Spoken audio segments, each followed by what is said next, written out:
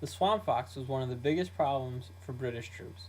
He was given this name due to the quickness he used in attacking and escaping through various swamps throughout the colonies. Francis Marion, or the Swamp Fox as he was better known, was the first soldier to ever effectively practice the art of guerrilla warfare.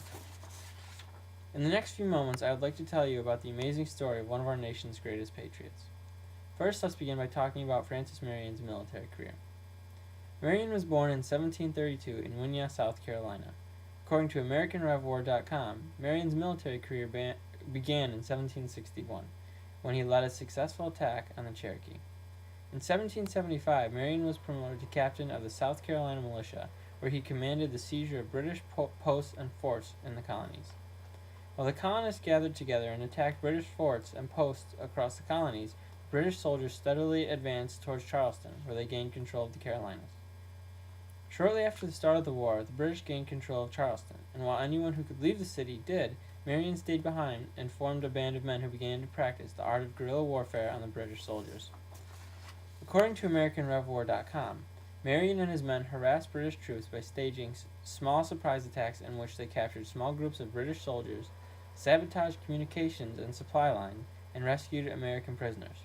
After these attacks, Marion withdrew his men to the swamp country unfamiliar to the British.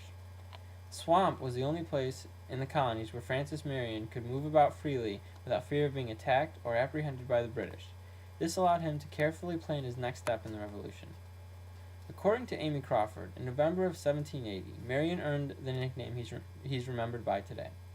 British Lieutenant Colonel Bannister Tarleton, informed of Marion's whereabouts by an escaped prisoner, chased the American militia for 7 hours, covering some 26 miles.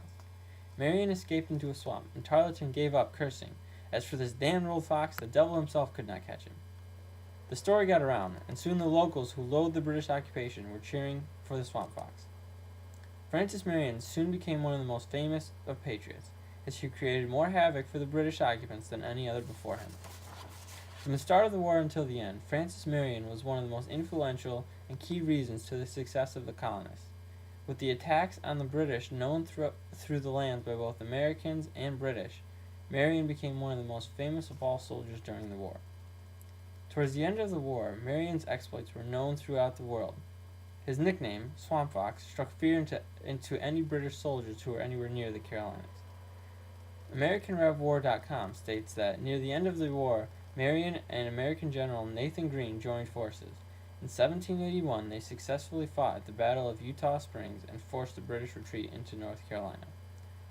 While Marion wasn't the only hero in the war, he was certainly one of the most successful and famous patriots during and after the war.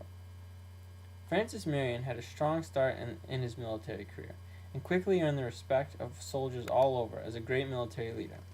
After being promoted to captain of the Carolina militia, he ordered the seizure of British forts and posts throughout the colonies. After the British gained control of Charleston, Marion began his military tactics utilizing guerrilla warfare, where he quickly earned the name Swamp Fox for his fox-like speed and maneuverability throughout the swamps. While Francis Marion did not ask for the war to happen, he realized the importance of it all and did more than his share fighting for the freedom of Americans throughout the colonies.